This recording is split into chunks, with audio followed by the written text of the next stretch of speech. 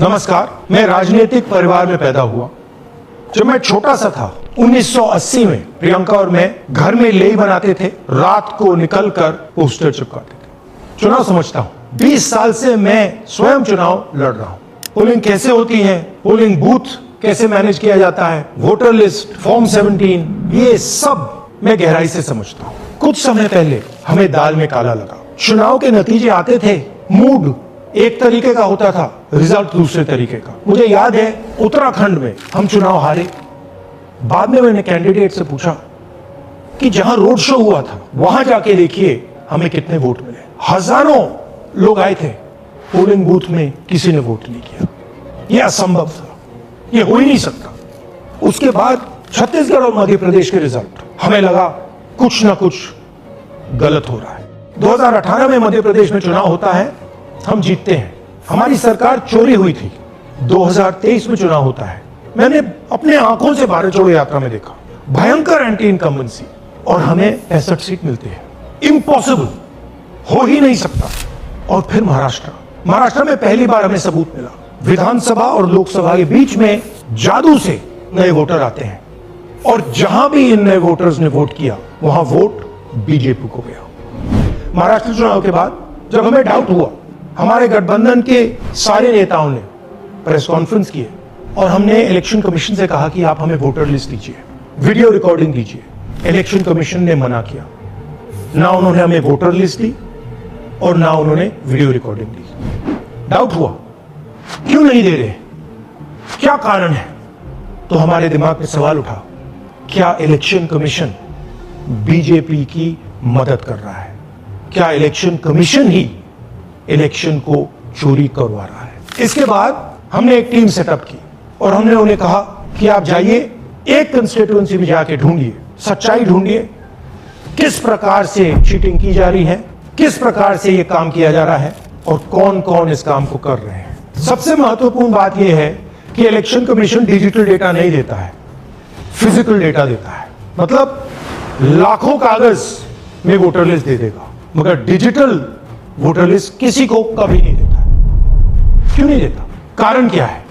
कारण है कि अगर डिजिटल डेटा मिल जाए तो इलेक्शन कमीशन की सच्चाई पूरे देश को पता लग जाए। हमने टीम को बताया, मैंडेट दी कि आप जाके चेक कीजिए, आप 5-7 सीटों पे पता लगाइए कि चीटिंग हुई, और अगर हुई तो कैसे हुई। टीम ने हमें एकदम बताया कि 5-7 सीटों पे काम किया ही नहीं जा सकता। क्यों? मैंने उनसे पूछा क्यों नहीं किया जा सकता।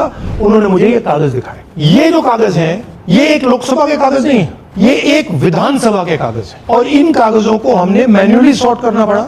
और पूरा का पूरा काम जो हुआ है, इसमें 6 महीने लगे हैं, और एक असेंबली सीट में हम ये काम कर पाए हैं। क्यों? क्योंकि डिजिटल डेटा नहीं दिया जाता। अगर इलेक्शन कमीशन ने हमें डिजिटल डेटा दिया होता तो हम ये कार्रवाई पूरे देश में, हर लोकसभा में, हर विधानसभा में 15 मिनट में करके दिखा देते। हमारे पास अनलिमिटेड रिसोर्सेज नहीं है, इसलिए हमने ये रिसर्च सिर्फ एक लोकसभा में, एक विधानसभा सीट में की। मगर मुझमें अब पूरा भरोसा है कि ऐसी 100 से ज्यादा सीटें हैं हिंदुस्तान में। जो यहां हुआ है उन सीटों में भी हुआ है।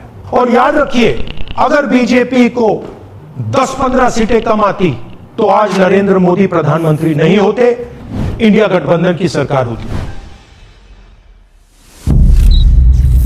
जांच ने 5 तरीके की चोरी पकड़ी है। डुप्लीकेट वोटर, जिसका मतलब एक वोटर के नाम वोटर लिस्ट में अनेक जगह आ रहे हैं।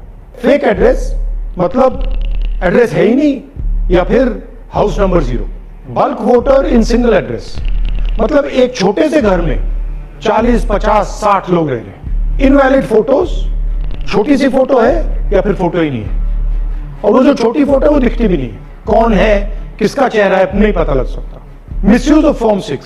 फॉर्म 6 फर्स्ट टाइम वोटर्स के लिए होती है, मतलब जिनकी एज 18-20 साल की हो, मगर वोटर लिस्ट में 90 साल के लोग फॉर्म 6 का प्रयोग कर रहे हैं। चुनाव में 6,50,000 वोटर थे, उसमें से 1 लाख चोरी के थे। अब मैं आपको 5 उदाहरण देता हूं। ये देखिए, गुरकीरत सिंह डांग, इसका नाम 4 अलग अलग बूथों पे आता है। ये कैसे हुआ और क्यों हुआ?